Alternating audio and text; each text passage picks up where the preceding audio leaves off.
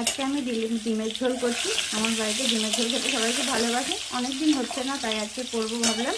তো ডিমের ঝোলটা তো প্রথমে একটু আলুটা ভেজে নেব।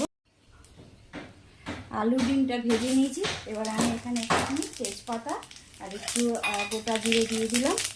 গোটা জিরে দিয়ে এবারে আমি একটু পেঁয়াজ, একটা গোটা পেঁয়াজ আমি একটু এটাকে লাল লাল করে ভেজে নিয়ে তারপরে পেস্ট করা মশলাটা দিয়ে দেবো। পেঁয়াজটা একটু হালকা করে ব্রাউন ব্রাউন হয়ে গেছে। এবারে আমি পেস্ট করা মশলাটা দিয়ে দিলাম এর সাথে।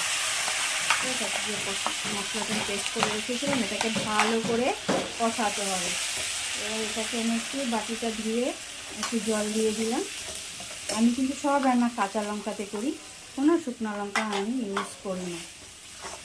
এই মশলাটা একদম সাঁতলে এরকম জল একদম শুকিয়ে গিয়ে এরকম হয়ে যাবে মশলাটা। তারপরে এরপরে আমি ঢেলে দেবো। একটু গরম জল করে রেখেছিলাম, ঠান্ডা জলও আপনি চাইলে দিতে পারে, বাট আমি গরম জলটা করেছি তাড়াতাড়ি যাতে হয়ে যায়, জলটা ফোটানো থাকলে, সেই জন্য আমি গরম জল করে রেখেছিলাম। এবার এটার মাঝে আমি গরম জলটা ঢেলে দিলাম। এরপরে আমি এই যে ডিমগুলো ভেজে রেখেছিলাম, ডিম আলু ভেজে রেখেছিলাম, এটা আমি এর মধ্যে দিয়ে দেবো, ছেড়ে দেবো।